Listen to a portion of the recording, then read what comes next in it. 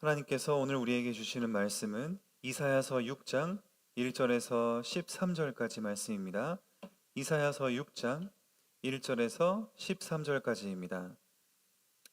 우시야 왕이 죽던 해에 내가 본즉 주께서 높이 들린 보좌에 앉으셨는데 그의 옷자락은 성전에 가득하였고 스랍들이 모시고 섰는데 각기 6 날개가 있어 그 둘로는 자기의 얼굴을 가리었고 그 둘로는 자기의 발을 가리었고 그 둘로는 날며 서로 불러 이르되 거룩하다 거룩하다 거룩하다 만군의 여호와여 그의 영광이 온 땅에 충만하도다 하더라. 이같이 화답하는 자의 소리로 말미암아 문지방의 터가 요동하며 성전의 연기가 충만한지라. 그때에 내가 말하되 화로다 나여 망하게 되었도다. 나는 입술이 부정한 사람이요 나는 입술이 부정한 백성 중에 거주하면서 만군의 여호와이신 왕을 배웠음이로다 하였더라. 그때 그 스랍 중에 하나가 부젓가락으로 제단에서 집은 바 핀 숯을 손에 가지고 내게로 날아와서 그것을 내 입술에 대며 이르되 보라 이것이 내 입에 닿았으니 내 악이 제하여졌고 내 죄가 사하여졌느니라 하더라. 내가 또 주의 목소리를 들으니 주께서 이르시되 내가 누구를 보내며 누가 우리를 위하여 갈꼬 하시니 그때 내가 이르되 내가 여기 있나이다 나를 보내소서 하였더니 여호와께서 이르시되 가서 이 백성에게 이르기를 너희가 듣기는 들어도 깨닫지 못할 것이요 보기는 보아도 알지 못하리라 하여 이 백성의 마음을 둔하게 하며 그들의 귀가 막히고 그들의 눈이 감기게 하라. 염려하건대 그들이 눈으로 보고 귀로 듣고 마음으로 깨닫고 다시 돌아와 고침을 받을까 하노라 하시기로 내가 이르되 주여 어느 때까지니이까 하였더니 주께서 대답하시되 성읍들은 황폐하며 주민이 없으며 가옥들에는 사람이 없고 이 토지는 황폐하게 되며 여호와께서 사람들을 멀리 옮기셔서 이 땅 가운데에서 황폐한 곳이 많을 때까지이니라. 그 중에 10분의 1이 아직 남아있을지라도 이것도 황폐하게 될 것이나 밤나무와 상수리나무가 배임을 당하여도 그 그루터기는 남아있는 것 같이 거룩한 씨가 이 땅의 그루터기니라 하시더라. 아멘. 오늘 우리 6장의 말씀은 앞장 5장의 6가지 화 그리고 이미 회개할 기회를 놓치고 하나님은 모든 것을 다 주셨는데도 불구하고 하나님을 버린 인간 그러므로 인해서 파기된 하나님과의 언약 관계 그로 인해서 나라 전체에 임할 그 심판이 있는데 그 속에서 하나님은 남은 자들을 구원하시는 내용을 나타내고 있습니다. 그렇기 때문에 이것은 2가지 전국적으로는 심판의 메시지지만 하나님께서 구원하시는 자에게는 소망의 메시지요 위로의 메시지인 것을 우리는 알 수가 있습니다. 오늘 우시야 왕이 죽던 해에 1절에 나와 있는데 우시야 왕이 유다 시대 남유다 북이스라엘은 이미 멸망했고 남유다를 통치하고 있었는데 잘 통치를 하고 있었습니다만은 잘 통치하고 있었다기보다는 번영을 누리고 있었습니다. 그런데 그가 죽고 이제는 북이스라엘을 점령했던 그 우측에 있던 아수르라고 하는 나라가 이제는 침략을 예고하고 있습니다. 이사야 7장과 8장과 9장 10장에 보면 계속 아수르, 아시리아라는 나라에 대해서 두려워할 것이다. 그들이 이렇게 침략할 것이다 라는 그것까지도 하나님은 벌써 예언을 해 놓으셨습니다. 그러한 상황 속에 지금 우리 1절 후반에 보면 뭐라고 써 있습니까? 주께서 높이 들린 보좌에 앉으셨는데 그의 옷자락은 성전에 가득했다. 우리 옷자락은 그 왕복의 그 끝자락이라고 얘기를 합니다. 근데 그 끝자락만 해도 벌써 성전에 가득 찼다. 이것은 뭘 얘기하는 겁니까? 하나님은 영이시기 때문에 육체가 없지만 그 표현 자체가 하나님의 위대하심, 하나님의 그 성전을 가득하게 한 하나님의 영광 이런 것들을 나타내고 있는 것입니다. 비록 사람의 통치자는 죽고 나라는 혼란에 빠져 있을지라도 주의 보좌는 하나님의 영광으로 가득 차 있고 하나님의 통치는 계속되고 있다라는 그 사실을 대조해서 보여주고 있습니다. 하나는 죽었고 하나는 영광이 너무 무궁무진하게 충만하더라라는 것을 설명하고 있습니다. 그때 그 스랍들 천사들이 모시고 섰는데 6 날개가 있어 둘로는 자기의 얼굴을 가리고, 왜 얼굴을 가리겠습니까? 감히 하나님의 영광을 쳐다보지 못하기 때문입니다. 하나님의 영광은 너무나 크기 때문에 천사가 하나님의 얼굴을 뵐 수 없는 그 위엄을 나타내고 있습니다. 그 둘로는 자기의 발을 가리었고 둘로는 날고 있으며 서로 불러 이르되 거룩하다 거룩하다 거룩하다 3번씩이나 표현하면서 하나님을 향한 최고의 찬미를 올려드리고 있습니다. 그의 영광이, 그러면서 만군의 여호와여, 그의 영광이 하늘 성전에만 가득한 게 아니라 이 우시야 왕이 죽은 온 땅에도 가득합니다 라고 했다는 것입니다. 예수님께서 이렇게 말씀하셨습니다. 하늘과 땅을 통일하게 하려는 것이다. 하늘에서 이루어진 것 같이 땅에서도 이루어지이다. 주 기도에 그렇게 가르치셨는데, 그렇게 기도하라고 가르치셨는데, 하늘에선 이미 하나님의 완벽한 계획을 이룬 것을 천사를 통해서 또 하나님 성령을 통해서 하나님은 계획을 이뤄가시는데, 그것이 하늘에만 있는 영광이라서 우리 이 땅에서는 버리신 하나님이 아니라 이 땅에 우시야 왕 같은 왕이 죽었을지라도 하나님은 여전히 만국의 통치자이시다. 하나님을 우리는 신뢰해야 된다라는 그 사인을 주시고 계시는 것입니다. 그러면서 이가 이제 5절에 그때 내가 말하되, 이거는 이사야가 말하고 있는 것입니다. 화로다. 나는 망하게 되었도다. 나는 입술이 부정한 사람이다. 먼저 자신의 불의함을 고백하고 있습니다. 이것이 사실 신앙생활의 시작입니다. 이 고백이 얼마나 중요한지요. 왜냐하면 그 바로 뒤에 보십시오. 나는 입술이 부정한 백성 중에 거주하면서 만군의 여호와이신 왕을 배웠다. 온 백성이 지금 입술이 부정하고, 근데 앞에 보면은 아시지 않습니까? 하나님을 시험하는 백성입니다. 완전히 19절에 보면은 어디 하나님 빨리 한번 잃어보십시오. 5장 19절에 하나님이 살아계시다면 속히 하나님의 계획을 한번 잃어보십시오. 하나님 그렇게 능력 없습니다 라는 얘기죠. 와, 무서운 얘기입니다. 감히 하나님 앞에 이러한 무서운 고백할 수 있는 것도 영적 무지함의 극에 달하는 상태이지요. 하나님은 5장 5절에 내가 포도원을 위해서 5가지나 행했는데 무엇을 더 할 수 있겠냐. 정말 해줄 수 있는 건 다 해줬다. 하나님은 축복을 주시고 너무나 산도 기름진 산에 땅을 파서 돌도 제하고 극상품 포도나무 심고 망대 세워서 지켜줬고 술틀을 파서 사업의 문까지 열어줬더니 너희는 도대체 내가 뭘 더 해줘야겠냐. 다 해줄 건 다 해줬다. 그런데도 이들은 불의한 입술의 열매를 맺고 있고 19절에 어디 하나님 살아계시면 빨리 한번 해보라 라고 할 만큼 극악 이 교만함에 사로잡혀 있습니다. 그러니까 이사야가 이렇게 얘기하는 겁니다. 6장 6절에 나는 입술이 부정한 백성 중에 살고 있습니다. 사회에는 정의와 공의와 공정을 다 잃어버렸고, 그런데 중요한 것은 이사야 자신의 고백입니다. 사람들은 그것도 인지 못하고 자신이, 이사야가 평가하는 게 부정하다 하는 것이지 정작 자신들은 자신이 부정하다라고 판단 안 합니다. 근데 이사야는 어떻게 합니까? 나는 입술이 부정한 사람입니다. 자기 부정, 자기의 죄인됨을 고백하고 있는 것이죠. 우리 신앙생활의 시작은 이것부터 시작이라고 말합니다. 나는 할 수 없다. 나는 부족하다. 나는 하나님의 은혜 없이는 살 수 없다라고 고백하는 것이 참된 신앙생활의 시작이라고 합니다. 그렇기 때문에 우리 어제도 수예배 때도 말씀 나눴지만 우리 예수님의 그 탕자의 비유, 돌탕 집탕 우리 얘기하지 않습니까? 밖에 나갔다가 돌아온 탕자는 그 사람만 탕자가 아니라 실제로는 집에 계속 있었던 그 아들, 아버지가 시키는 거 밭일, 아버지가 시키는 심부름 열심히 했음에도 불구하고 하나님 평가하시기에는 탕자다. 왜 그렇습니까?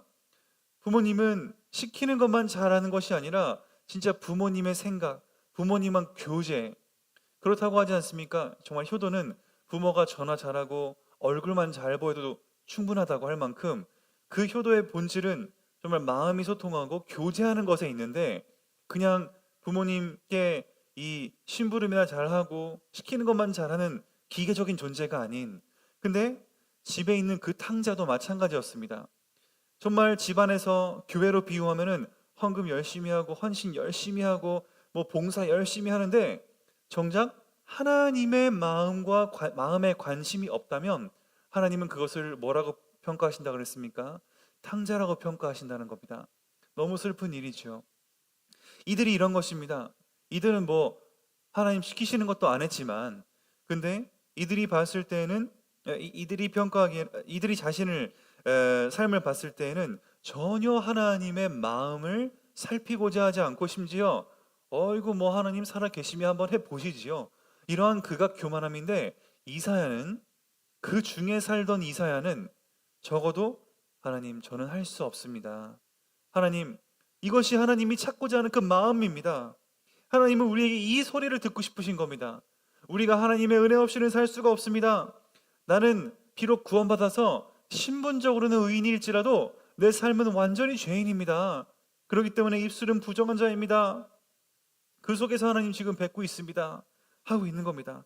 그때의 6절에 천사 중 하나가 부젓가락으로 재단에서 집은 숯, 재단에서 집은 숯, 아주 뜨거운 숯이죠.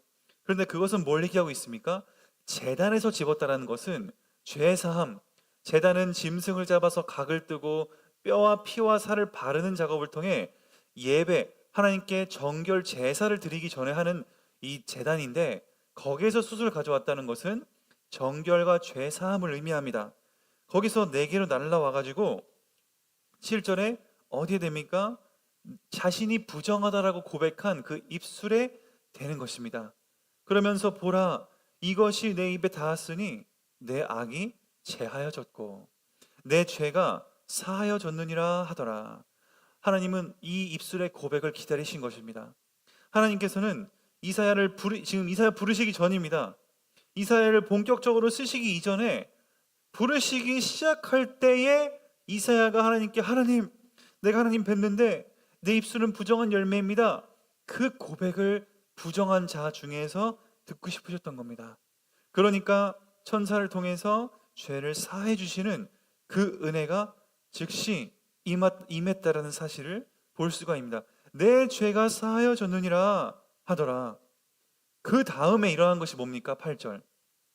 내가 또 주의 목소리를 들으니 주께 이르시되 내가 누구를 보내고 누가 우리를 위하여 갈고 하시니 그때 내가 이르되 내가 여기 있나이다, 나를 보내소서. 자, 보십시오. 8절은 사명이고 7절은 구원입니다. 하나님은, 우리는 보통 열심히 일하고 교회에서 충성하신 봉사 얘기하지만 그것은 다음이라는 겁니다. 그 이전에 하나님께서는 사명 이전에 먼저 우리의 정결하게 하시고 우리를 새롭게 하시고 하나님의 은혜로 우리가 변화되는 그 작업이 선제적으로 먼저 일어난 다음에 그 넘치는 은혜로 말미암아 우리를 부르신다라는 것입니다. 그래서 사명이라는 것은 교회 일이나 우리가 뭐 전도 선교나 여러 가지의 하나님의 영광을 위해 살아간다는 것은 먼저 하나님의 은혜가 선제되어야 우리가 감당할 수 있는 것이지요. 그렇지 않습니까? 내 코가 석자인데 어떻게 전도와 선교를 하겠습니까? 내 코가 석자인데 어떻게 가난한 자를 섬기고 불쌍한 이웃을 살피고 과부들을 돌보겠습니까? 우리는 하나님의 넘치는 은혜가 있을 때 그 감사함으로 우리는 섬기고 헌신하는 것이지요. 하나님은 이사야를 부르실 때 먼저 열심히 일해라 라고 말씀 안 하시고 그 입술의 고백, 나는 죄인입니다, 하나님의 은혜가 없이는 안 됩니다 라는 그 고백을 듣기 원하셨고, 고백을 듣자마자 즉시 죄를 사해 주셨으며 그 다음에 사명을 심으시는 모습을 우리는 그 논리적 순서를 볼 수가 있습니다. 그러면서 이사야는 고백하면 내가 여기 있나이다, 나를 보내셔서.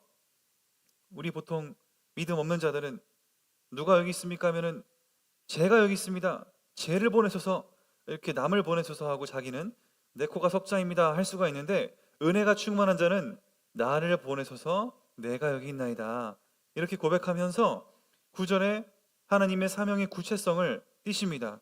하나님께서 다 회개시켜라 이렇게 얘기 안 하시는 겁니다. 보십시오.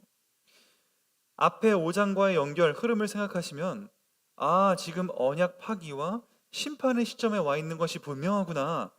회개를 원하시는 것이 아니라 하나님은 심판은 분명히 진행될 것이다 라는 그 변치 않을 심판의 내용을 말씀하고 있습니다. 10절에 이 백성의 마음을 둔하게 하며 그들의 귀가 막히고 그들의 눈이 감기게 하라. 이상하죠? 회개하라라고 하지 않으시고 눈이 감기게 하고 귀가 막히고 백성의 마음을 둔하게 하라라고 얘기합니다. 왜냐하면 염려하건대, 하나님이 뭘 걱정하시는 겁니까?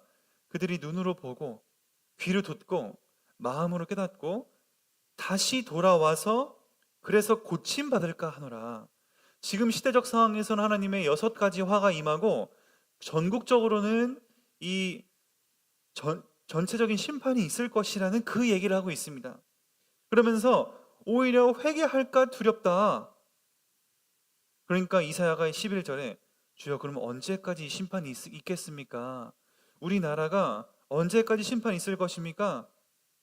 주께서 대답하시되 성읍들은 황폐하고 주민들은 없고 가옥들은 사람이 없고. 이거 어제 지난번에 기억하시죠? 5장의 부동산 투기, 아주 그냥 땅을 끝까지 채워가지고 집을 사람들은 살 집도 없는데 돈 있는 사람은 그냥 끝까지 집을 채우고 가옥들을 채워가지고 하는 그런 부동산 투기의 모습, 어떻게 보면 우리 현재와 같은 모습들을 보는데 뭐라고 써 있습니까? 가옥들에는 사람이 없을 것이다. 인간이 열심히 성취하려고 하는 그 노력도 하나님은 결국에는 한계를 알 수밖에 없는 그 심판을 보여주실 것이다 라는 것입니다. 그러면서 이 토지는 황폐하게 되며 사람을 멀리 옮기셔서, 이건 무슨 말입니까? 아수르, 조금 더 정확하게 역사적으로 보면은 신흥 강국 바벨론에 의해서 포로로 끌어갈 것이다. 포로 시대가 오지 않습니까? 우리는 알지만은 이것을 예언하는 것입니다. 이 땅 가운데 황폐한 곳이 많을 때까지 그 심판은 임할 것이다. 결국 포로 시대가 올 것이다. 그런데 희망은 뭡니까? 13절이 핵심입니다. 그러면 우린 다 죽었습니까? 나처럼 구원받은 사람은 1절 없습니까? 아닙니다. 13절에 너무 중요합니다. 우리 같이 한번 읽어보겠습니다. 그 중에 10분의 1이 아직 남아있을지라도 이것도 황폐하게 될 것이나 밤나무와 상수리나무가 배임을 당하여도 그루터기는 남아있는 것 같이 거룩한 씨가 이 땅에 그루터기니라 하시더라. 보십시오. 그 중에 전체가 다 포로되고 10분의 1만 남아있을지라도 이것도 황폐하게 될 것이나 마치 밤나무와 상수리나무가 배임을 당해도 베어도 뿌리까지 뽑히는 것이 아니라 그루터기, 밑둥은 남아있는 것 같이 거룩한 씨가 이 땅의 그루터기니라. 뭔 말입니까? 이게 하나님 무슨 얘기입니까? 다 베이고 다 그 나무는 어디론가 팔려가고 태워지고 버림받고 할지라도 밑둥, 뿌리만 있으면 다시 살아나는 것이 나무 아닙니까? 하나님은 뿌리, 그루터기와 그 밑둥은 남아두신다. 그래서 그 그루터기가 남아있는 것 같이 거룩한 씨가 이 땅의 그루터기니라 하시더라. 이 그루터기에서 거룩한 씨의 히브리어는 단수이면서 동시에 복수로 또 쓸 수가 있습니다. 단수는 뭡니까? 거룩하신 시인 예수 그리스도. 예수 그리스도가 이 땅에 우리 남은 자들을 구원하시고 결국 메시아 시대에 십자가를 통해서 구원을 성취하실 것이다 라는 단수의 의미와 함께 복수의 의미는 뭡니까? 그리스도인들, 구원받은 거룩한 시들, 한마디로 그 속에 남은 자, 구원받은 자들입니다. 결국 이 어려움, 시대적인 어려움이 있을지라도 늘 그 속에 하나님을 찾고 하나님께 부르짖는 자, 하나님께 회개를 요청하고 정말 간절히 하나님의 은혜를 구하는 자에게는 하나님은 반드시 거룩하게 남길 것이다. 그리고 구원하실 것이다. 라는 얘기입니다. 이것처럼 하나님은 늘 어려움과 시대적인 어려움 속에서 늘 하나님은 구원의 손길을 이 믿는 자, 또 자신의 부족함, 자신의 이 부족함과 연약함을 고백하는 자에게 하나님은 구원의 손길을 내미신다라는 사실을 잊지 않으시기를 축복드립니다. 마태복음 5장에 예수님은 진짜 하나님 나라의 복이 무엇인가 설명할 때 첫 번째 복이 심령이 가난한 자는 복이 있나니 천국이 그들의 것입니다. 그리고 마음이 청결한 자는 하나님을 볼 것이다. 이렇게 소개하고 있습니다.